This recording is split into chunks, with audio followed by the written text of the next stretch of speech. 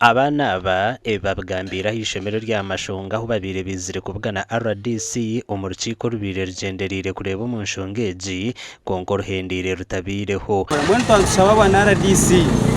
niko kuwabiro tsubize ngo noisa kutuyamba umunshonga zitwezi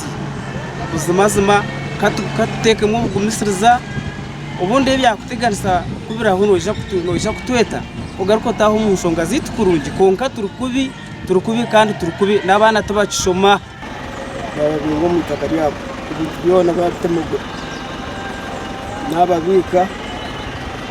babona iyo kuma abantu kubona musaza station chama tata kafana na tuteka ho hiyatsiga tikwe na fenindre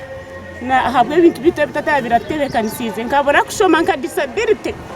habwa UPC kubona bonesa tata tingwe nangarike sigare nindira government eji etumanyire nka disability yatwetegereza yatutungura natuhereze kubasika twera muko mugenza Ahmed Mukongo hine byagambire okuwe niba batunjira itakeri ikibanzi iki nkakigura nibanyi turi babiri wahurira ikibanza twakigura insongi yatumire nagura ikibanzi iki nayo ningimanya nkuko yatandikire tukadutwire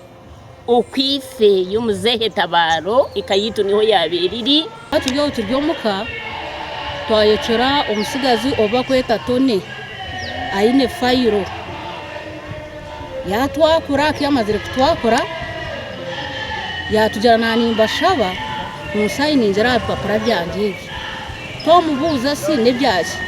yatujera ngo nebye kanisa bibenda kutera ki itakaryaho icyapa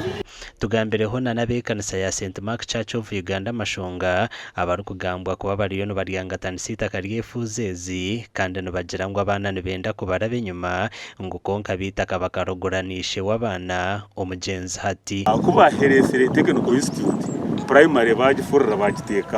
bagiteka hatahera ka haroka takakachi umugenzi mukongo yakirira babene bebembera primary ejo nkabebembezi by then harimo umwaminya kibimbi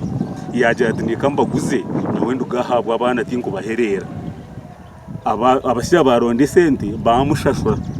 umusha yagendaje akabatine nakanyumo kona yagenda hagiye kufabana acyamanya yagendaje government ntumangu abantu bindi batemba bona mbitana ahabwa amataka mbena nisaba umukuru RDC ekanisa n'abana b'umwami Mukongo